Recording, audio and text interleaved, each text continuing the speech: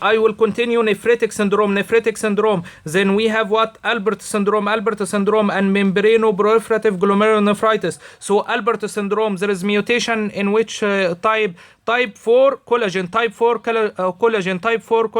leading to irregular thinning and thickening and splitting of glomerular basement membrane, So it's mutation in which type? In type 4 collagen, leading to irregular thinning, thickening and splitting of glomerular basement membrane. Then there is what? Most commonly it's X-linked dominant. So the patient will suffer from what? Eye problems like retinopathy, anterior lentiginous.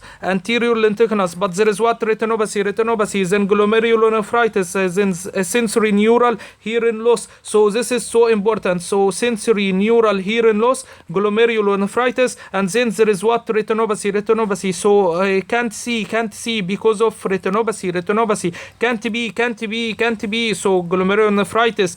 Can't hear a bee because of sensory neural hearing loss. So these three features are so important: sensory neural hearing loss, glomerulonephritis, and retinopathy. Glomerulonephritis, sensory neural hearing loss. And on electron microscopy, this is the most important: basket wave.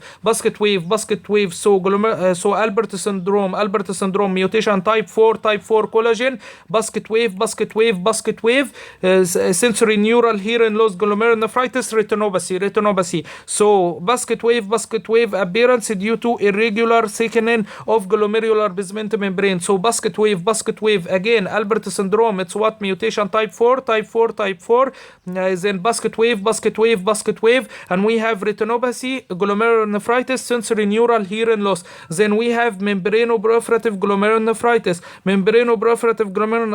like diffuse proliferative glomerulonephritis. It's what? Nephritic and nephrotic. So we have type 1 and we have type 2. Type 1 due to what? Due to hepatitis B or C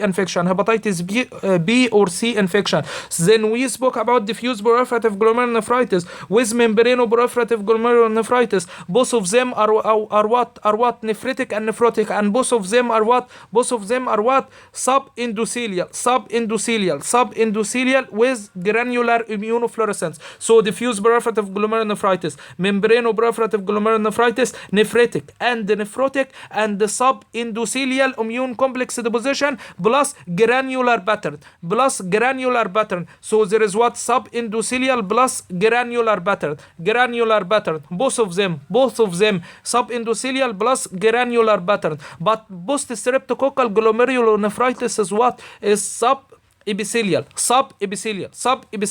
But diffuse proliferative glomerulonephritis and membranoproliferative glomerulonephritis, they are what? They are subendothelial and granular.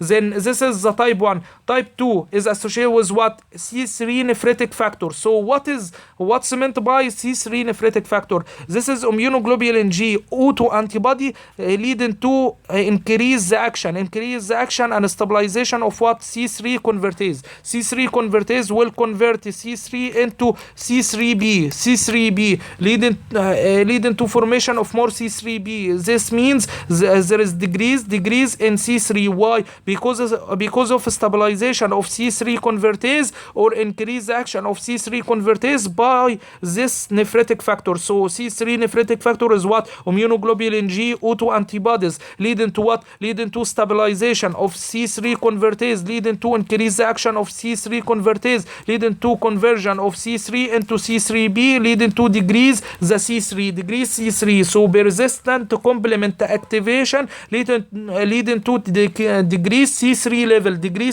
level. Then there is what? Intramembranous deposition called what? Dense deposit disease. Then